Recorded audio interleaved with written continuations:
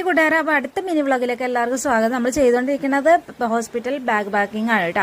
അപ്പോൾ അതേ അടുത്തതായിട്ട് നമ്മൾ വാങ്ങിയത് റിസീവിംഗ് ടവലായിരുന്നു. ഇത് നമ്മൾ ആമസോണിൽ നിന്നാണ് കേട്ടോ മേടിച്ചത്. പക്ഷേ ഇതിന്റെ സൈസ് വന്നിട്ട് വളരെ വലിപ്പം കൂടുതലായിരുന്നു ന്യൂ ബോൺ ആയിരുന്ന സമയത്ത്.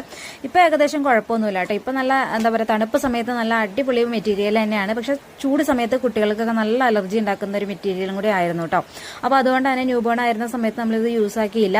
പിന്നെ നമ്മളിതേ ക്ലോത്തിന്റെ നാപ്കിൻസ് ആണ് വാങ്ങിയിട്ടുള്ളത്. ഇതും ഞാനൊരു 10-12 മേടിച്ചിട്ടുണ്ടായിരുന്നു. ഇത് ഞാൻ പല ബ്രാൻഡിന്റെ സാധനമാണ് മേടിച്ചത്. പല ആമസോണും അതുപോലെ ഫസ്റ്റ് ക്രൈയും അങ്ങനെ പല ഷോപ്പിൽ നിന്നാണ് വാങ്ങിയിട്ടുണ്ടായിരുന്നത്. ഷോപ്പിൽ എന്ന് വെച്ചാൽ ഓൺലൈൻ ഷോപ്പിൽ നിന്നാണ് കേട്ടോ മേടിച്ചിട്ടുണ്ടായിരുന്നത്.